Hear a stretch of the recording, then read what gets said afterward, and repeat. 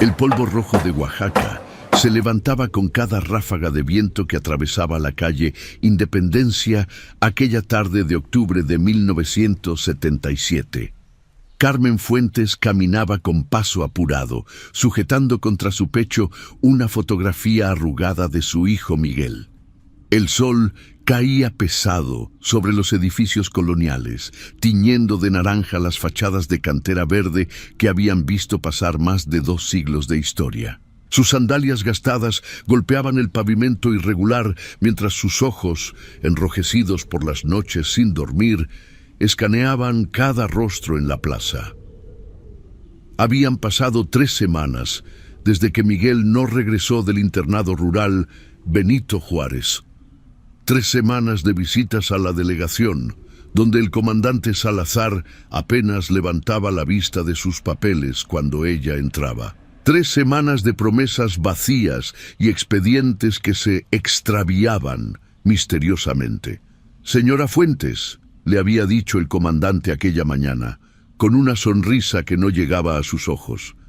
«Los muchachos de esa edad son inquietos. Seguro su hijo se fue con alguna novia a otro pueblo. Ya volverá cuando se le acabe el dinero». Pero Carmen conocía a su hijo. Miguel tenía apenas 14 años y era responsable. Cada domingo sin falta llegaba con el dinero que ganaba ayudando en la carpintería del internado. Cada domingo con las manos manchadas de barniz y una sonrisa que iluminaba su rostro moreno. Hasta ese domingo de septiembre que nunca llegó. El restaurante El Olivo ocupaba una esquina estratégica cerca del Zócalo. Su fachada amarilla destacaba entre los comercios de la zona y siempre había gente entrando y saliendo. Don Sebastián Mora, el dueño, era un hombre de modales refinados que había llegado a Oaxaca hacía 10 años desde la Ciudad de México. Nadie sabía exactamente qué lo había traído a esta ciudad apartada, pero su restaurante se había convertido en el lugar favorito de las familias acomodadas y de los funcionarios del gobierno estatal. Carmen se detuvo frente al escaparate del restaurante. El aroma de los tamales recién hechos se filtraba hacia la calle, mezclándose con el olor a copal de la tienda de artesanías vecina. Una señora elegante salió del local cargando una bolsa de papel llena de tamales, y Carmen aprovechó para entrar. El interior del Olivo era acogedor, con mesas de madera oscura y manteles de algodón bordado. En las paredes colgaban fotografías en blanco y negro de Oaxaca antigua, y en un rincón una vitrina exhibía premios y reconocimientos al restaurante. Detrás del mostrador, don Sebastián acomodaba platos mientras conversaba con un cliente de traje. «Buenas tardes», dijo Carmen con voz temblorosa. «Disculpe que lo moleste, don Sebastián». El hombre levantó la vista. Tenía unos 50 años, cabello gris peinado hacia atrás y ojos color avellana que la observaron con expresión neutral. «Dígame, señora, ¿en qué puedo ayudarla?» Carmen extendió la fotografía de Miguel con manos temblorosas. «Mi hijo está desaparecido. Estudia en el internado Benito Juárez. Pensé que tal vez usted lo había visto por aquí. Los domingos a veces pasaba por esta zona». Don Sebastián tomó la fotografía y la estudió detenidamente. Su rostro no mostró ninguna emoción. «Lo lamento mucho, señora, pero no reconozco a este muchacho. Pasan tantos jóvenes por aquí». Su voz era suave, casi compasiva. «¿Ya habló con la policía?» «Sí, señor, pero no hacen nada. Dicen que los muchachos a veces se van solos». Don Sebastián le devolvió la fotografía. «Ojalá aparezca pronto. Es terrible lo que está viviendo. Si veo algo, le haré saber». Carmen asintió y salió del restaurante con el corazón más pesado que cuando entró. No se dio cuenta de que, desde la cocina, un par de ojos la observaban a través de la rendija de la puerta batiente. Esa noche, Carmen no pudo dormir. En su pequeña casa de adobe en la colonia Trinidad de las Huertas, se sentó junto a la ventana observando las estrellas. Miguel era su único hijo. Su esposo había muerto 5 años atrás en un accidente en la mina de San José del Progreso, y desde entonces ella y Miguel habían salido adelante lavando ropa ajena y vendiendo tlayudas los fines de semana en el mercado de Tlacolula. El internado rural era la esperanza de Miguel. Allí podía estudiar la secundaria y aprender un oficio sin que Carmen tuviera que pagar. Los internados rurales eran instituciones del gobierno pensadas para los hijos de campesinos y trabajadores pobres. Miguel había entrado hacía 2 años y había florecido. Aprendía carpintería, sacaba buenas calificaciones y hablaba de ir a la universidad algún día. Pero ahora todo eso se había esfumado como el humo del copal. Al día siguiente, Carmen visitó el internado Benito Juárez. El edificio de 2 pisos estaba ubicado en las afueras de la ciudad, rodeado de milpas y cerros. El director, profesor Rodríguez, la recibió en su oficina con la misma expresión incómoda de siempre. Señora Fuentes, ya le hemos dicho todo lo que sabemos. Miguel salió el domingo 18 de septiembre después del desayuno. Dijo que iba a visitar a un tío en la ciudad. Eso fue lo último que supimos. Pero Miguel no tiene ningún tío en la ciudad, replicó Carmen. Yo soy su única familia. El profesor Rodríguez se encogió de hombros. Entonces mintió. Los muchachos mienten a esa edad. Carmen sintió una oleada de rabia. ¿Y ninguno de sus compañeros sabe algo? ¿Ninguno vio con quién salió? Ya interrogamos a todos. Nadie vio nada. Era mentira y Carmen lo sabía. Podía verlo en la forma en que el profesor evitaba su mirada, en cómo sus dedos tamborileaban nerviosamente sobre el escritorio. Había algo que no le estaban diciendo. Cuando salió de la oficina, una joven profesora de unos 25 años la alcanzó en el pasillo. Se llamaba Leticia Ramírez y daba clases de español. Señora Fuentes, susurró mirando hacia los lados, necesito hablar con usted, pero no aquí. Se encontraron media hora después en una fonda cerca del mercado. Leticia pidió café y Carmen agua de Jamaica. La joven profesora estaba visiblemente nerviosa, retorciendo una servilleta entre sus manos. Lo que voy a decirle es muy peligroso, comenzó Leticia, pero no puedo quedarme callada más tiempo. Varios muchachos han desaparecido del internado en los últimos meses. No solo Miguel. El director y las autoridades dicen que se fueron solos, que se escaparon, pero yo no lo creo. Carmen sintió que el aire se le escapaba de los pulmones. ¿Cuántos muchachos? 5 en total, todos entre 13 y 15 años. Todos de familias humildes que no tienen recursos para hacer mucho escándalo. Leticia bajó la voz aún más. Hay algo más. Un alumno, Roberto Vega, me contó que vio a Miguel subirse a una camioneta blanca aquel domingo. Iba con otros 2 muchachos del internado. ¿Una camioneta blanca? ¿De quién? No sé. Roberto solo vio que era una camioneta nueva, de esas Ford que tienen los comerciantes ricos. El conductor era un hombre mayor, no lo reconoció. Carmen agarró la mano de Leticia. ¿Por qué no ha dicho nada? Los ojos de Leticia se llenaron de lágrimas. Porque tengo miedo. El director me advirtió que no me metiera en problemas. Dijo que si hablaba, perdería mi trabajo y que podrían pasarme cosas malas. Se limpió las lágrimas con la servilleta arrugada. Tengo una hija de 3 años. No puedo arriesgarme, pero usted merece saber la verdad. Durante los siguientes días, Carmen empezó a investigar por su cuenta. Habló con las familias de los otros niños desaparecidos.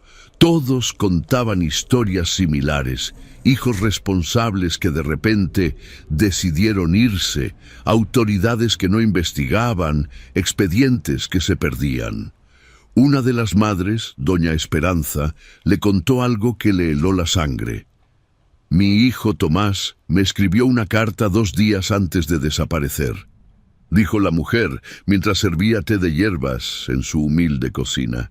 Decía que había conseguido un trabajo los domingos en un restaurante del centro, que le iban a pagar bien y que podría ayudarme con los gastos. ¿Qué restaurante?, preguntó Carmen.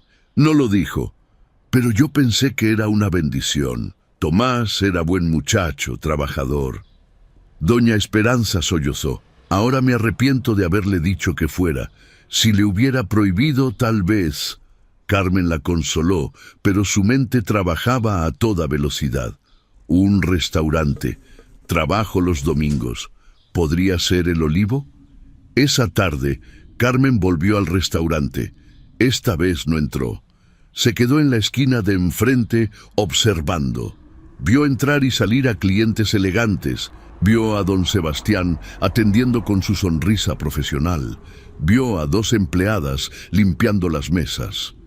Cuando empezaba a oscurecer, vio algo que le llamó la atención. Una camioneta Ford blanca se estacionó en el callejón trasero del restaurante. Carmen se acercó con cuidado, manteniéndose en las sombras.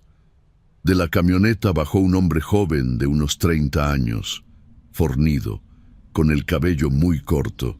Abrió la parte trasera del vehículo y sacó cajas que parecían pesadas.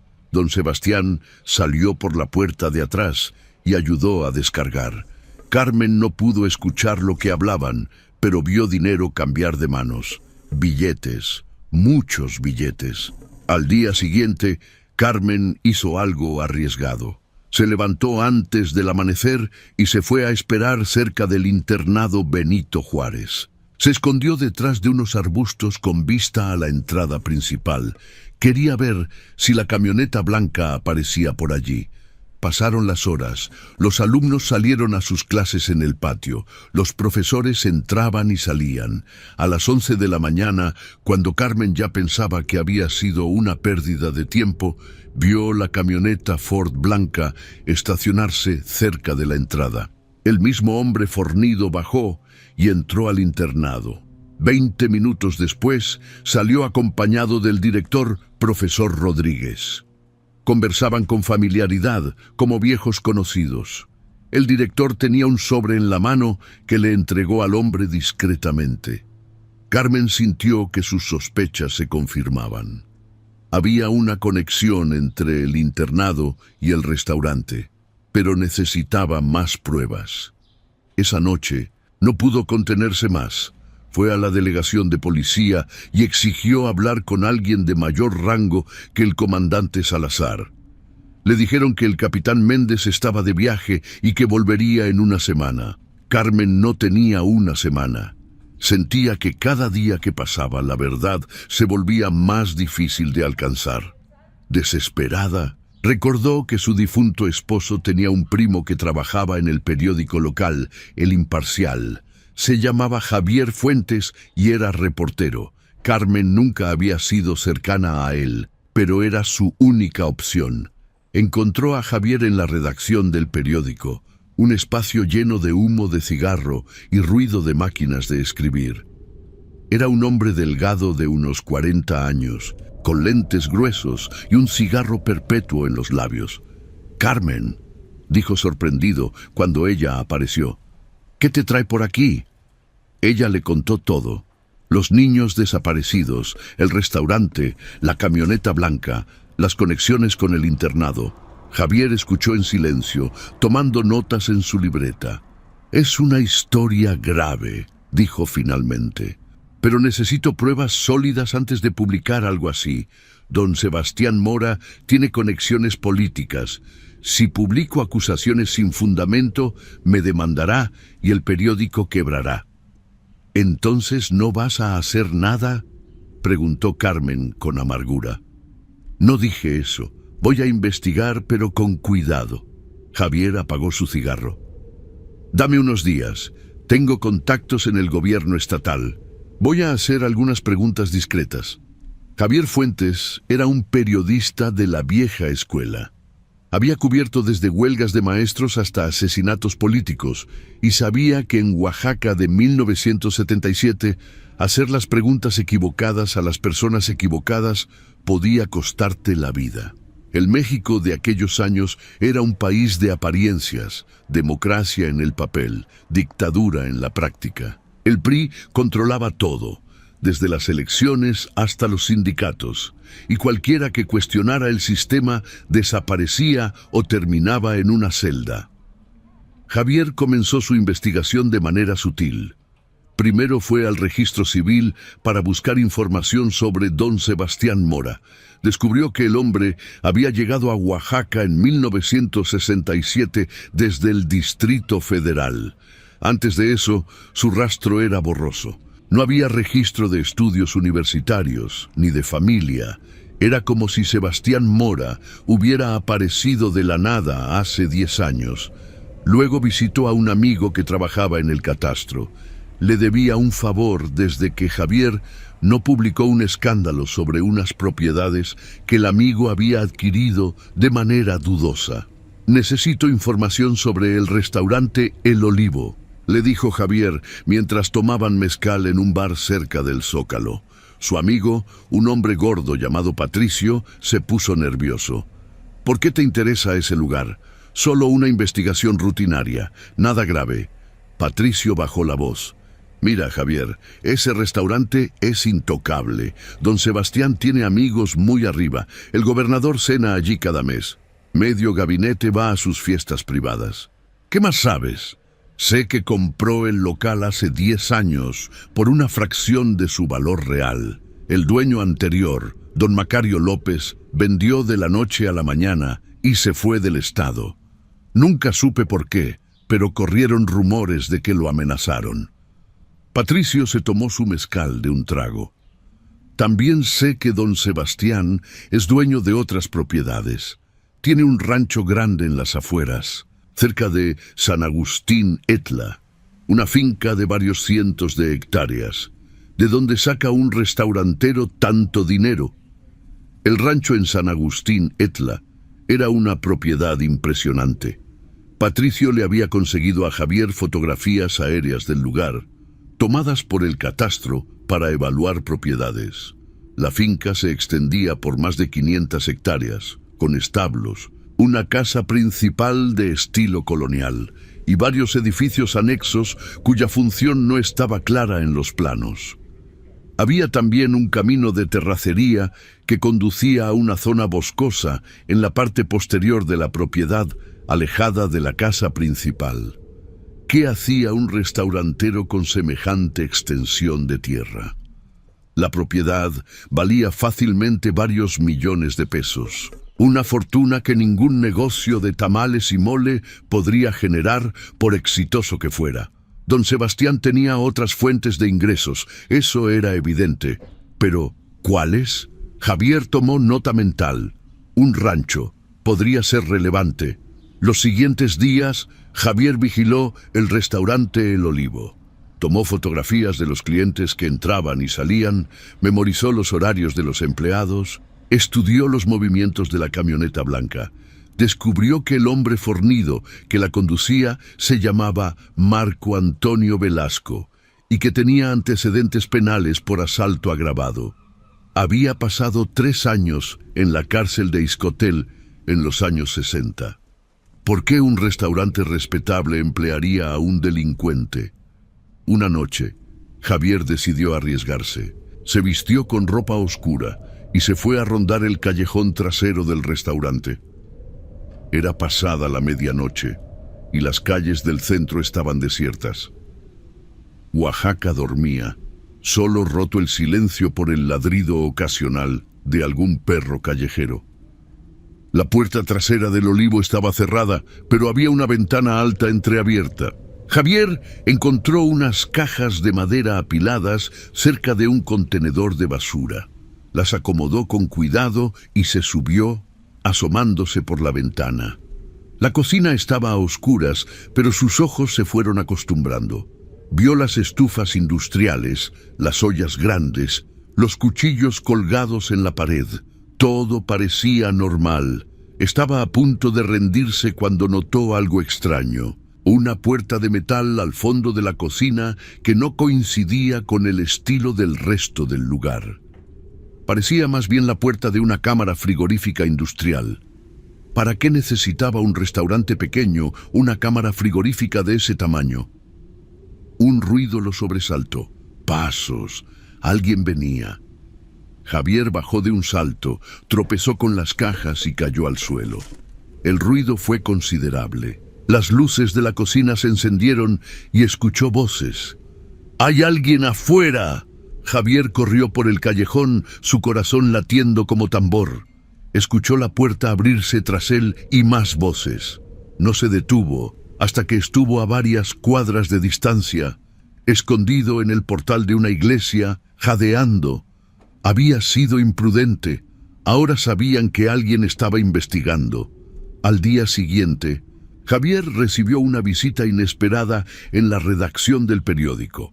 2 hombres de traje entraron sin anunciarse. Tenían esa apariencia inconfundible de agentes judiciales o policías de alto rango.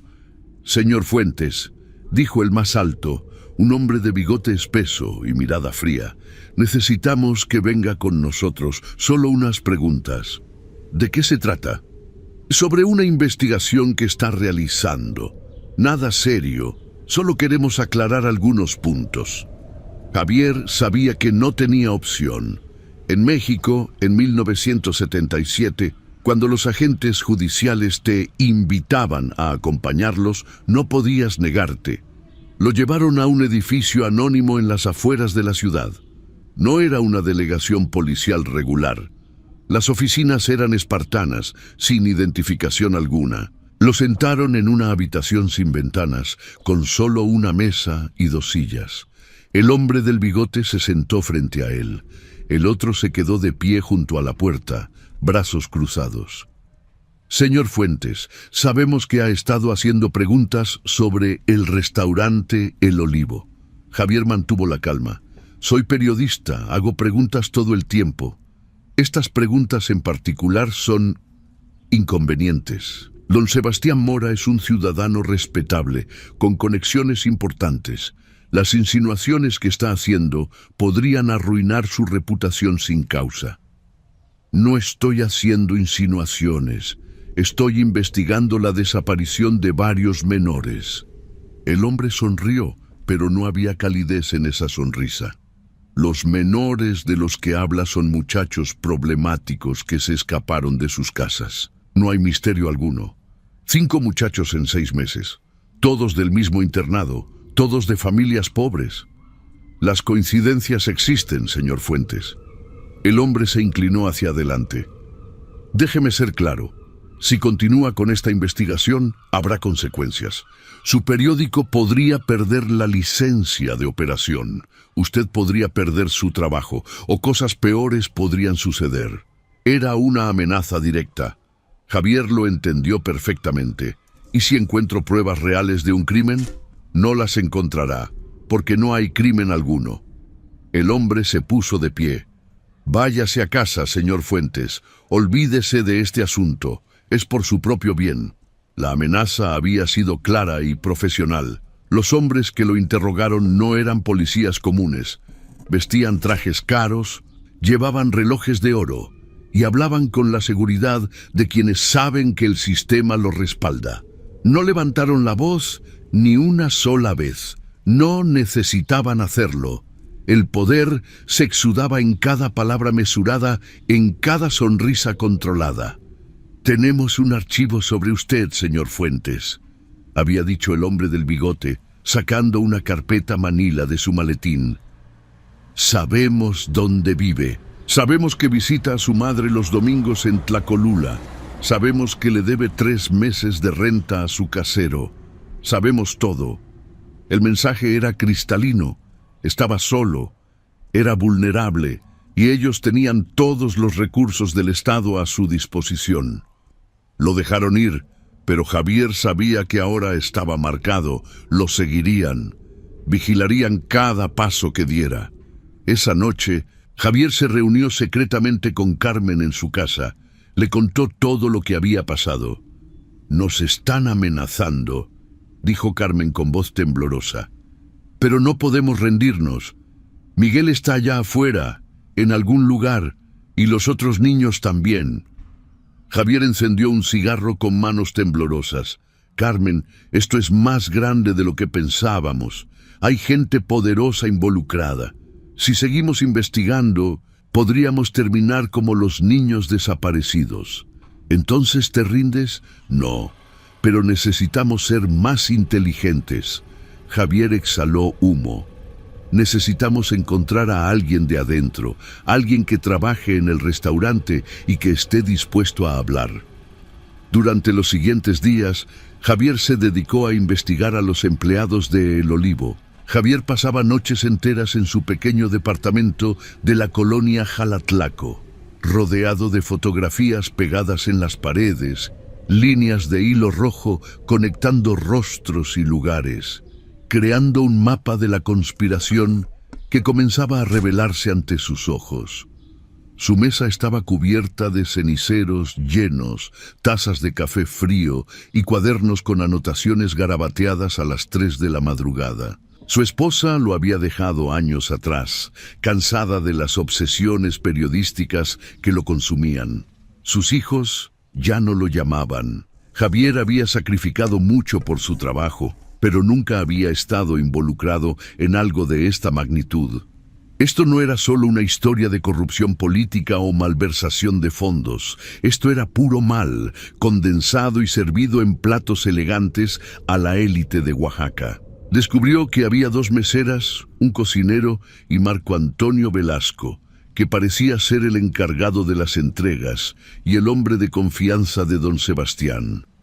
Una de las meseras, Rocío Vega, vivía en la colonia Reforma, no muy lejos de donde vivía Carmen.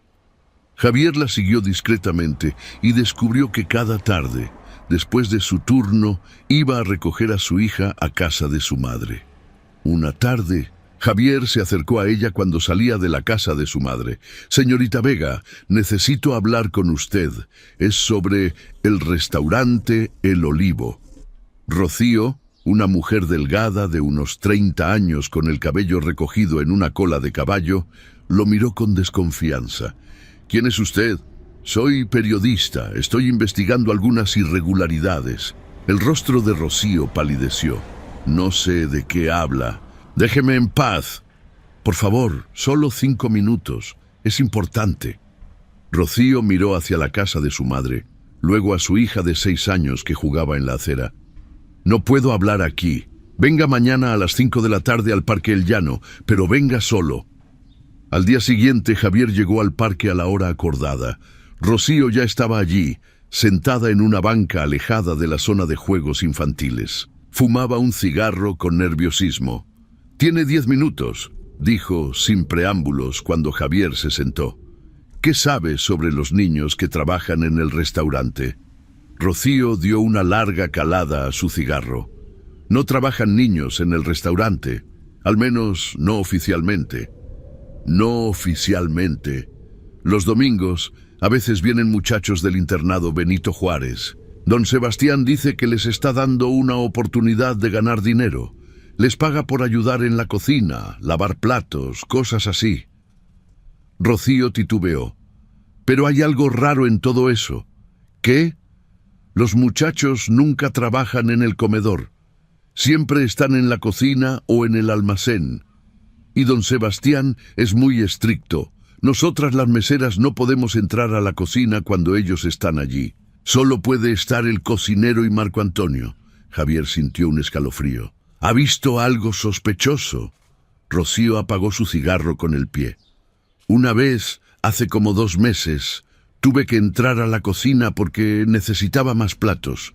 Era domingo y supuestamente había 3 muchachos trabajando, pero cuando entré solo vi a 2. Le pregunté a Marco Antonio por el tercero y se puso furioso. Me gritó que me largara y que no volviera a entrar sin permiso. ¿Qué pasó con ese tercer muchacho? No lo sé. Nunca lo volví a ver». Rocío se frotó los brazos como si tuviera frío, a pesar del calor de la tarde. «Otra cosa extraña. Una vez escuché a don Sebastián y a Marco Antonio hablando en la oficina. La puerta estaba entreabierta. Hablaban de envíos y de clientes especiales. Don Sebastián decía algo como: este mes la demanda ha sido alta, necesitamos más producto fresco. Pensé que hablaban de ingredientes, pero la forma en que lo decían, no sé, me dio mala espina.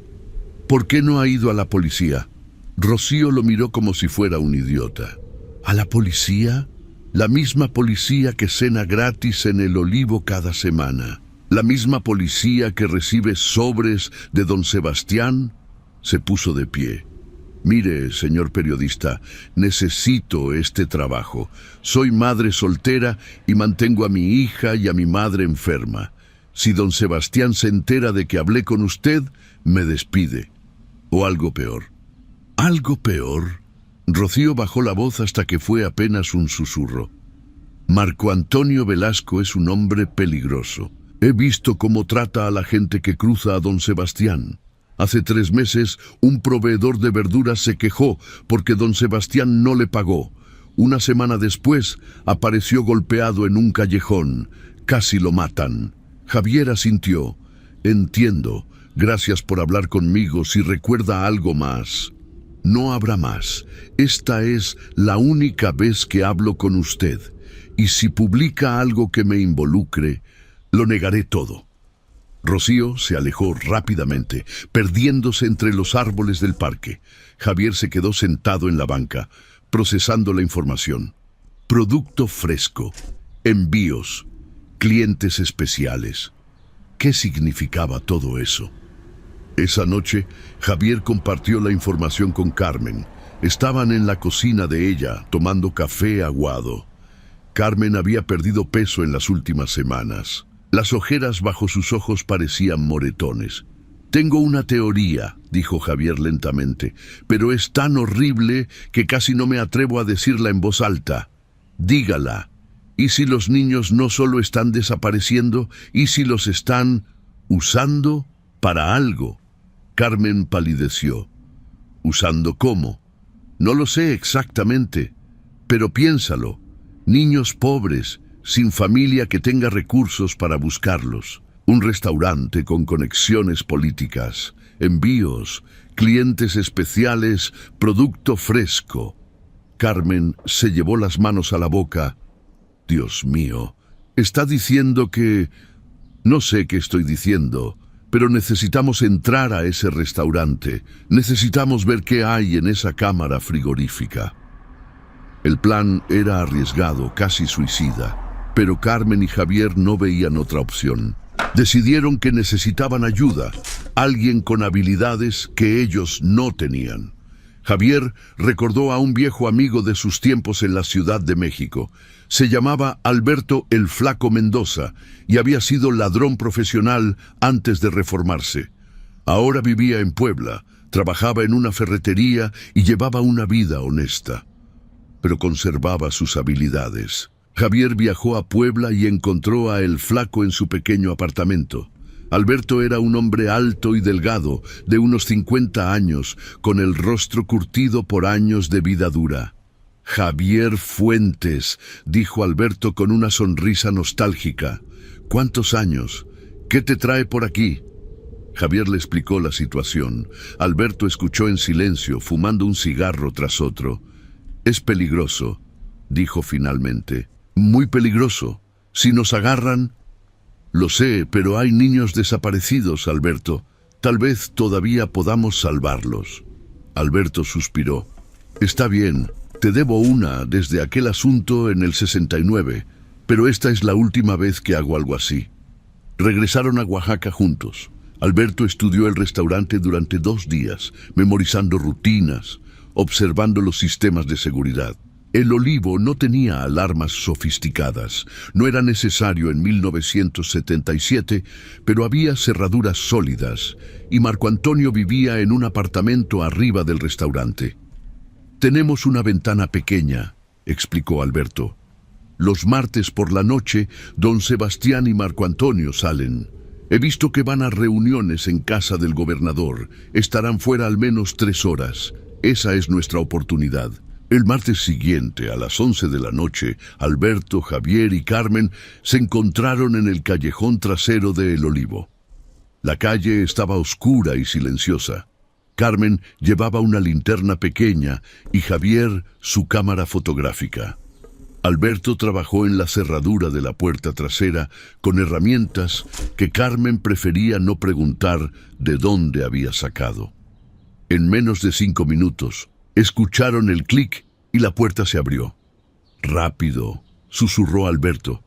«Tenemos que estar dentro y fuera en menos de 30 minutos». Entraron a la cocina a oscuras. Carmen encendió la linterna, el haz de luz cortando la oscuridad.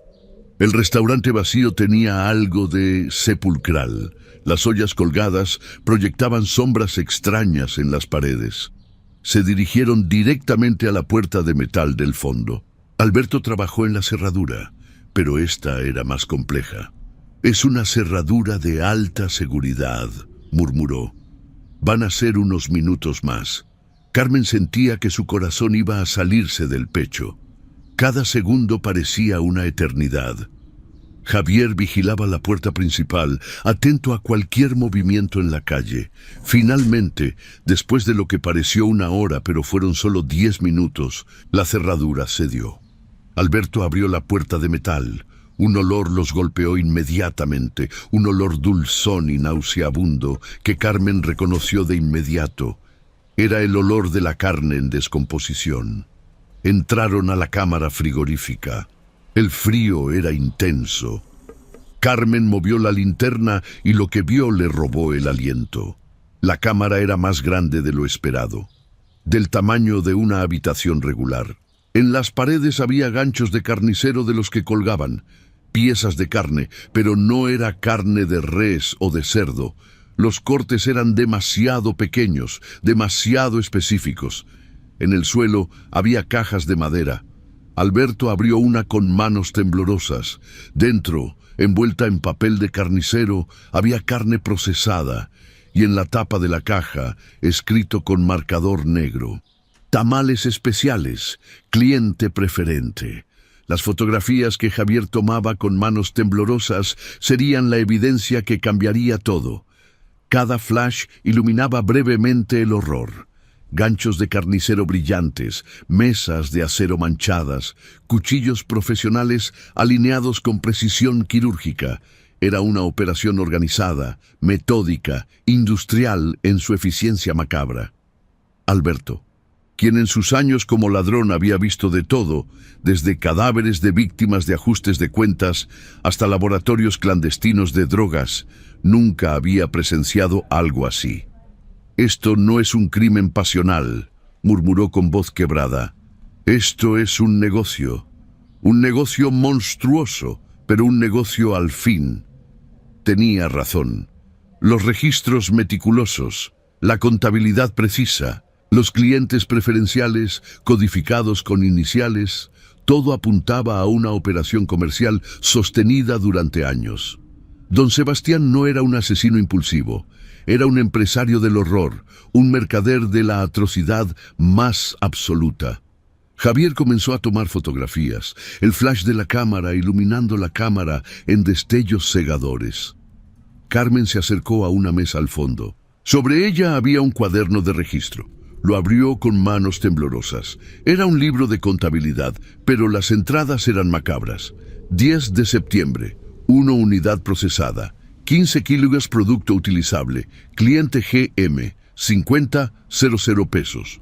24 de septiembre, 1 unidad procesada, 12 kilos producto utilizable, cliente RS, 45,00 pesos. 18 de octubre, 1 unidad procesada, 14 kilos producto utilizable, cliente JL, 50,00 pesos. Las fechas coincidían aproximadamente con las desapariciones de los niños. Carmen sintió que iba a vomitar. «Dios mío», susurró. «Los están matando, los están descuartizando y vendiendo su carne». Javier estaba pálido como la muerte, pero siguió tomando fotografías. «Necesitamos todas las pruebas posibles. Esta libreta, las fotografías, todo». Alberto, quien había visto cosas terribles en su vida como ladrón, estaba temblando. Esto es demencial. ¿Quién compra esta cosa?» «Gente enferma», dijo Javier mientras fotografiaba la libreta. Gente muy rica y muy enferma. Carmen vio algo más en un rincón, bolsas de plástico con ropa. Se acercó y las abrió. Reconoció inmediatamente la camisa de Miguel, la que llevaba puesta el día que desapareció. Tenía manchas de sangre. Se derrumbó al suelo, llorando. «Carmen», Javier se arrodilló junto a ella. «Lo siento muchísimo, pero tenemos que irnos. Ahora». Carmen tomó la camisa de Miguel y la guardó en su bolso. «Voy a hacer que paguen», dijo entre sollozos. «Voy a hacer que todos paguen por esto». Salieron de la cámara frigorífica. Alberto cerró la puerta tras ellos, tratando de que no quedaran señales de que habían estado allí. Estaban a punto de salir por la puerta trasera cuando escucharon voces afuera. «Mierda», susurró Alberto. «Alguien viene». Se escondieron detrás del mostrador de la cocina. Por la ventana, Carmen vio la camioneta blanca estacionándose en el callejón. Marco Antonio bajó, seguido de don Sebastián. «Están de regreso temprano», murmuró Javier. Escucharon la llave en la cerradura de la puerta trasera. Alberto hizo señas hacia la puerta principal del restaurante. «Por allá, rápido». Se movieron silenciosamente hacia la entrada principal. Alberto trabajó en esa cerradura desde adentro, mientras escuchaban a Marco Antonio y don Sebastián entrando a la cocina. «El gobernador estaba de mal humor esta noche», decía don Sebastián. «Pero el próximo envío lo pondrá contento». «¿Cuándo conseguimos al siguiente?», preguntó Marco Antonio. «Este fin de semana, el director del internado ya tiene al candidato. Un muchacho de 13 años, gordito, buena calidad». Carmen tuvo que morderse el puño para no gritar. Alberto finalmente abrió la puerta principal. Salieron a la calle desierta y corrieron, sin mirar atrás, hasta que estuvieron a varias cuadras de distancia. Se refugiaron en la casa de Carmen. Los tres estaban en shock, procesando lo que habían visto y escuchado. «Tenemos que ir a las autoridades», dijo Carmen. «Ahora, esta misma noche». Javier negó con la cabeza. «¿A qué autoridades? Ya escuchaste lo que dijo don Sebastián. El gobernador es uno de sus clientes. Probablemente la policía también está involucrada. Si vamos a la delegación local, nos matarán y enterrarán las pruebas». «Entonces, ¿qué hacemos?». Javier pensó por un momento. «Necesitamos ir más arriba, a la Ciudad de México, a la Procuraduría General de la República, y necesitamos hacer esto público antes de que puedan silenciarnos». «¿Cómo?». «Voy a escribir el artículo. Voy a publicarlo en el periódico mañana mismo, con las fotografías, con todo. Una vez que sea público, será más difícil que nos hagan desaparecer». Carmen asintió. «Pero incluso si publicas el artículo, ¿quién nos va a creer? Don Sebastián dirá que es mentira, que falsificamos las pruebas». Alberto, que había estado en silencio, habló. «Necesitamos más. Necesitamos un testigo, alguien que haya participado y que esté dispuesto a confesar». «Rocío», dijo Javier. «La mesera. Ella sabe algo. Si la presionamos lo suficiente, tal vez hable». Esa madrugada, Javier escribió el artículo de su vida. Tituló «La Casa de los Horrores, canibalismo y desapariciones en Oaxaca». Describió todo lo que habían encontrado, adjuntó las fotografías, transcribió las entradas del libro de contabilidad. Al amanecer, llevó el artículo a la redacción de El Imparcial. El editor en jefe, don Ernesto Villalobos, leyó el artículo con el rostro cada vez más pálido. «Javier, esto es increíble. Si publicamos esto, va a haber consecuencias enormes». «Lo sé, pero es la verdad». Don Ernesto miró las fotografías. «Estas imágenes son perturbadoras. No podemos publicarlas todas. Entonces, publique algunas, las suficientes para probar lo que estoy diciendo». Don Ernesto suspiró. «Está bien, lo publicaremos en la edición de mañana. Pero Javier, después de esto, vas a tener que salir de Oaxaca, tal vez de México. Esta gente no va a perdonar esto. Lo sé. El artículo se publicó el jueves por la mañana. La reacción fue inmediata y explosiva. Para el mediodía, el restaurante El Olivo estaba rodeado de policías federales, venidos desde la Ciudad de México. Don Sebastián Mora y Marco Antonio Velasco fueron arrestados. El director del internado, Benito Juárez, también fue detenido. Pero Carmen sabía que la batalla apenas comenzaba. Los siguientes días fueron un torbellino. La historia se propagó por todo México como pólvora. Los periódicos nacionales enviaron reporteros a Oaxaca. Las cámaras de televisión invadieron las calles del centro. El restaurante El Olivo fue cerrado y precintado, mientras los forenses examinaban la cámara frigorífica. Carmen se convirtió en el rostro público de la tragedia. Dio entrevistas a docenas de periodistas, siempre con la fotografía de Miguel en la mano. Su historia resonó en todo el país. Una madre pobre luchando contra un sistema corrupto para encontrar justicia para su hijo.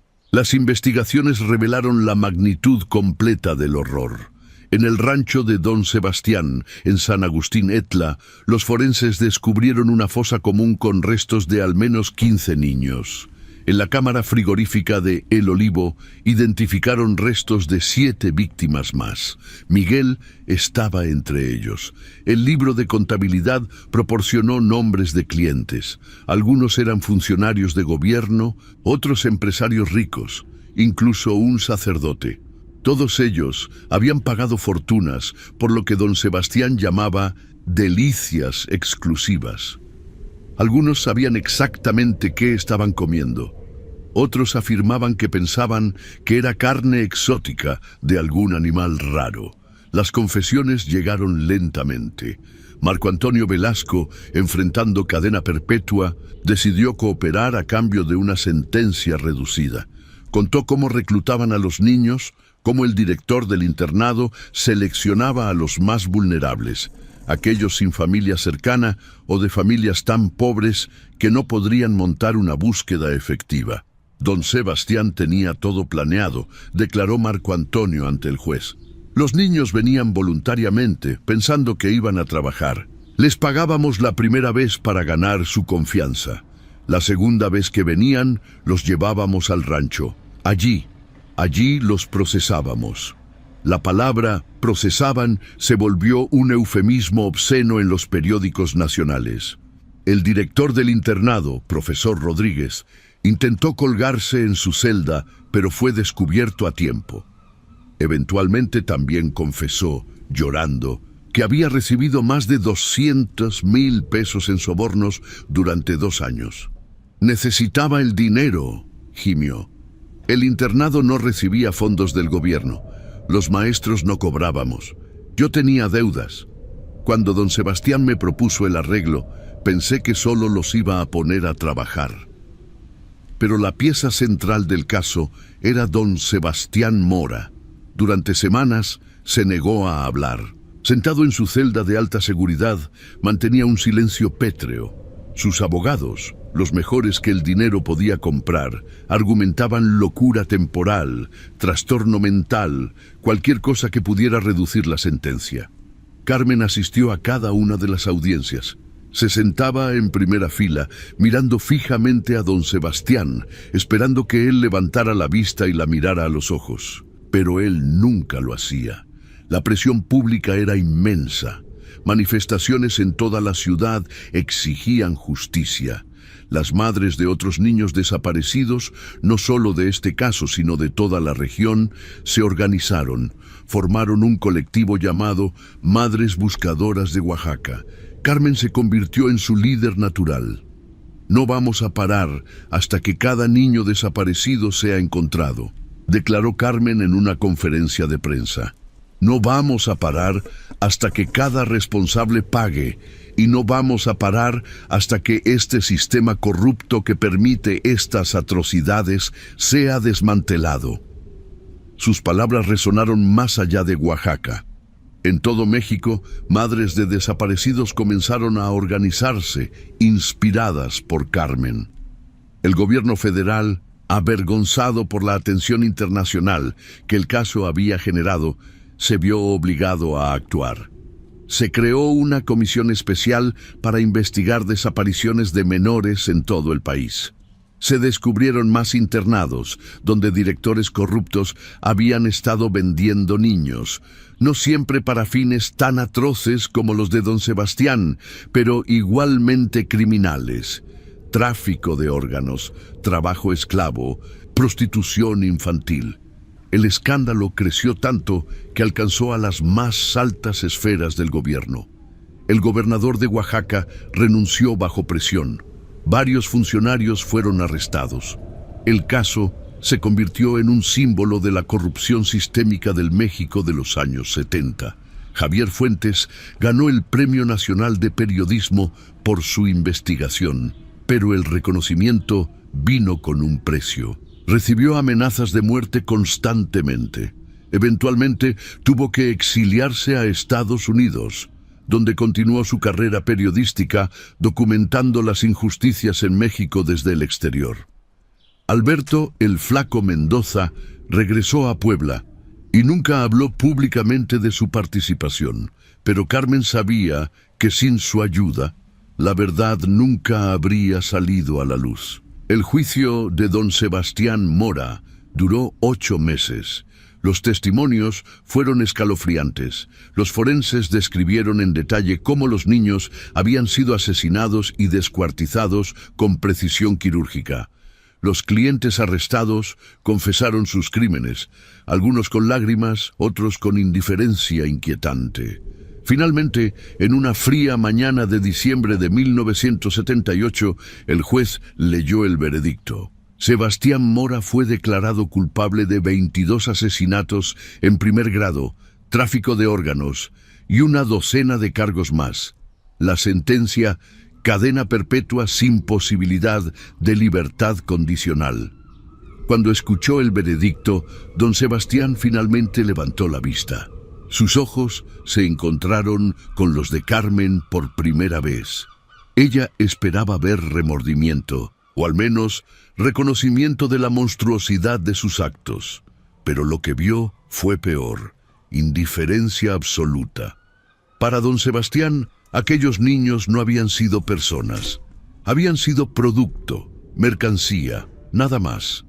Carmen supo en ese momento que la verdadera justicia nunca llegaría. Podían encarcelar a don Sebastián por el resto de su vida, pero Miguel nunca volvería. Los otros niños nunca volverían. Sus vidas habían sido arrebatadas por la codicia, la corrupción y la deshumanización más absoluta. Los años que siguieron fueron difíciles para Carmen. El trauma de lo que había descubierto la perseguía en pesadillas, pero encontró un propósito en su dolor. El colectivo Madres Buscadoras de Oaxaca se convirtió en una organización nacional. Ayudaron a localizar cientos de niños desaparecidos, no todos con finales tan trágicos como el de Miguel. Carmen viajó por todo México, dando charlas, organizando búsquedas, presionando a las autoridades. Se convirtió en una voz incómoda para el gobierno, constantemente señalando su incompetencia y complicidad en las desapariciones. Cada niño desaparecido es un fracaso del Estado, decía en sus discursos. Cada madre que tiene que buscar a su hijo sola es evidencia de que las instituciones no nos protegen. Tenemos que organizarnos, tenemos que luchar, porque nadie más lo hará por nosotros.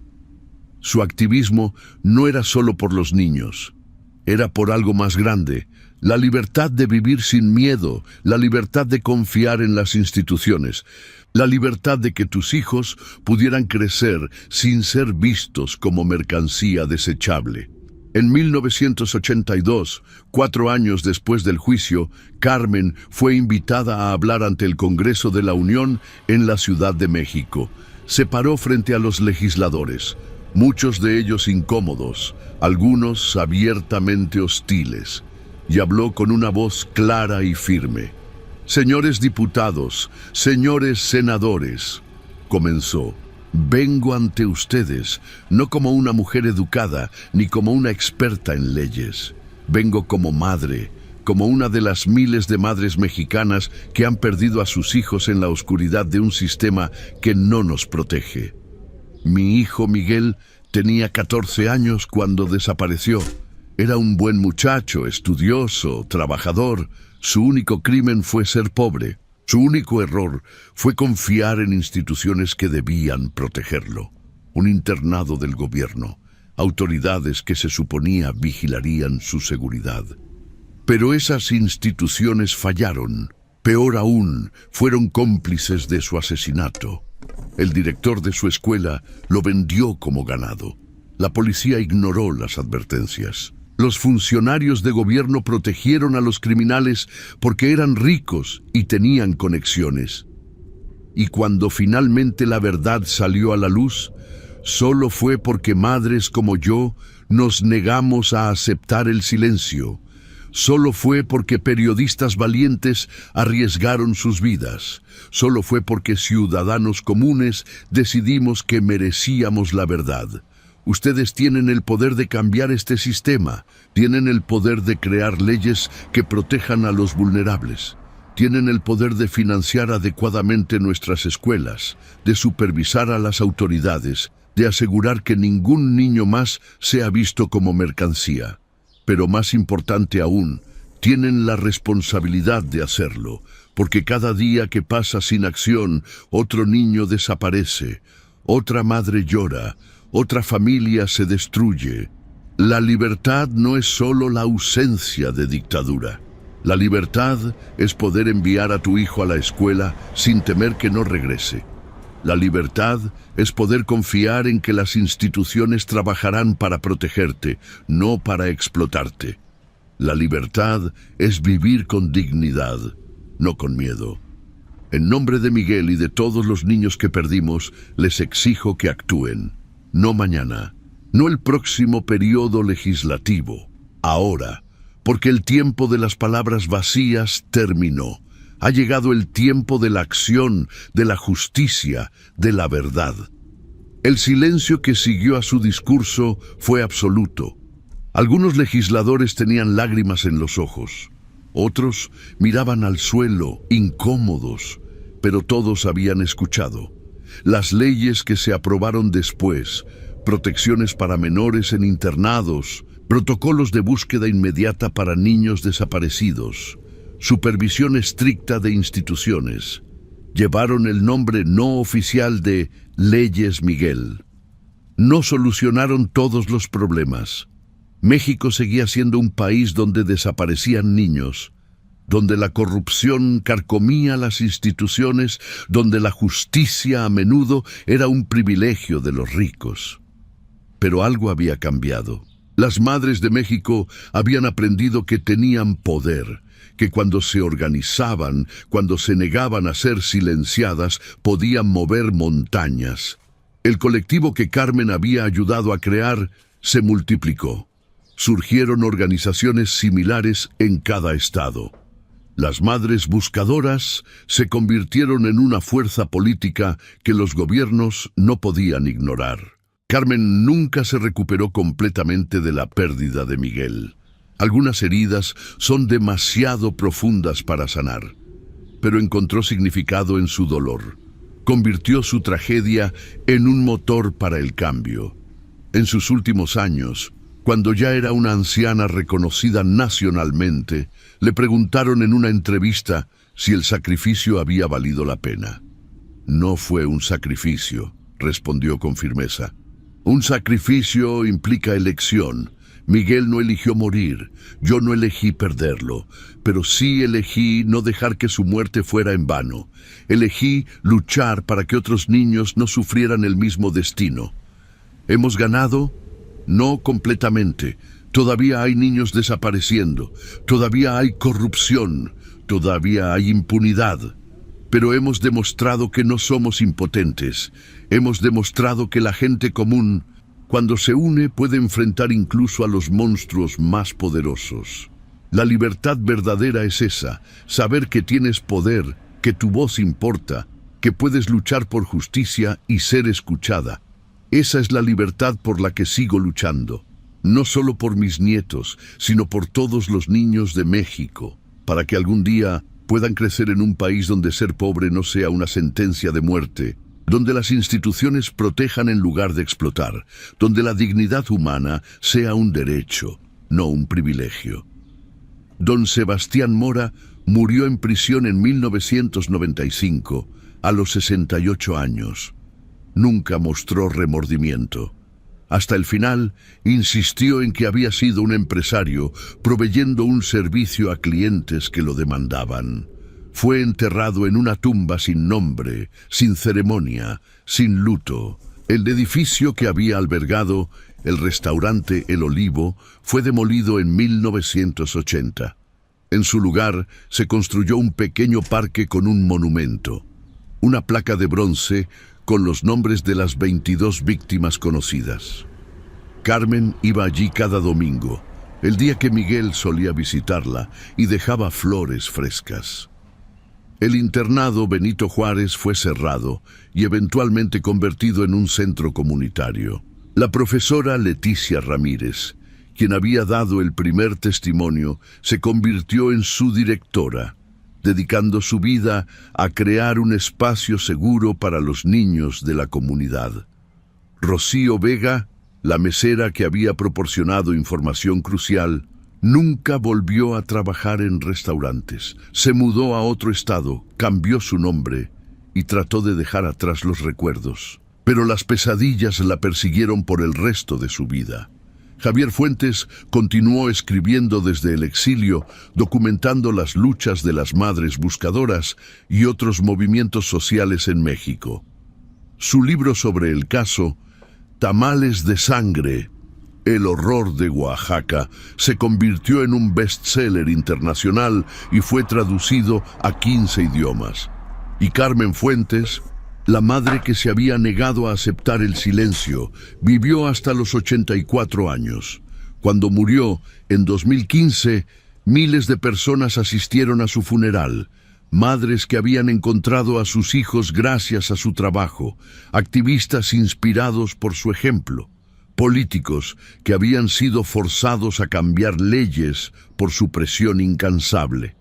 En su tumba, junto a un retrato de Miguel, inscribieron las palabras que habían definido su vida. La libertad se conquista con verdad y se defiende con memoria. Nunca olvidemos, nunca nos rindamos. La historia de Carmen y Miguel se convirtió en parte de la memoria colectiva de México. Una historia de horror, sí, pero también de resistencia. Una historia sobre cómo el mal más absoluto puede prosperar cuando las instituciones fallan y la sociedad mira hacia otro lado. Pero también sobre cómo la determinación de una sola persona, una madre pobre, sin educación formal, sin poder político, puede desafiar a los poderosos y cambiar el curso de la historia. Porque en última instancia, la libertad no es algo que los gobiernos conceden. Es algo que el pueblo conquista, día a día, persona a persona, cada vez que alguien se niega a aceptar la injusticia como inevitable. Y en esa lucha, en esa negativa a ser silenciados, en esa determinación de buscar la verdad sin importar el costo, los Miguel de México nunca mueren realmente.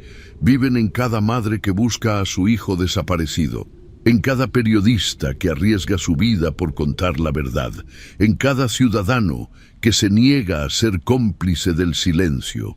Esa es la verdadera libertad. Y ese es el verdadero legado de una madre que amaba a su hijo lo suficiente como para desafiar a los monstruos y cambiar un país.